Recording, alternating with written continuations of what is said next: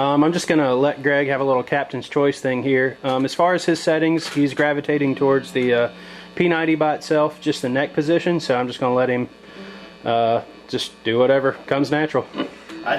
There's a stinging quality to this tone that, like, ordinarily it's really difficult to find something with as much bottom end, as much girth as this thing has, and the way it's driving the amp, but still maintain that almost like Albert Collins kind of just bite your head off sound.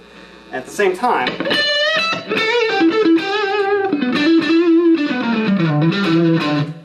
that's my favorite sound on the guitar right there.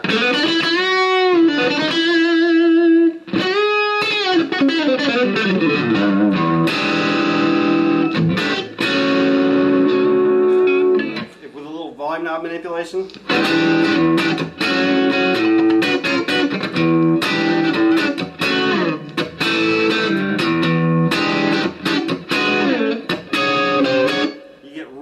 Clarity out of everything, but you still have plenty of drive and plenty of sustain. And I've got the volume on like 6.5 or so. If I give it the full gas,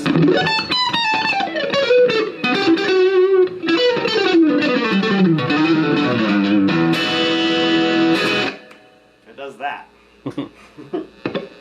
All right, and we recorded all this through a Roland Cube 30X, and I'm sure Greg is tired of my spiel, but basically, you know, if we play this guitar through, you know, like a Bruno cow tipper, or, you know, some Dumble amp, or a 100-watt Marshall stack, well, you know, how much are you hearing from the guitar, and how much are you hearing from the really nice high-quality tube amp?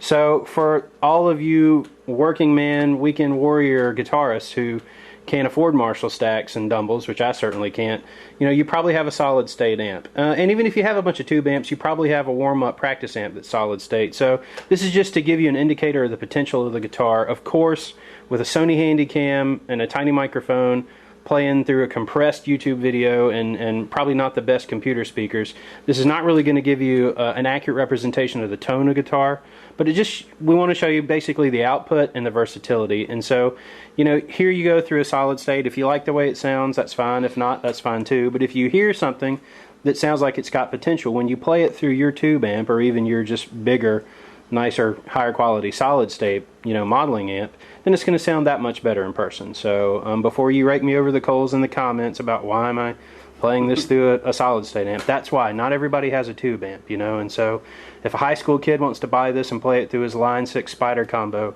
he needs to get an accurate representation of it as well. So hopefully you pro guys and recording artists understand that. Anyway, so thanks everybody for checking it out, and happy bidding.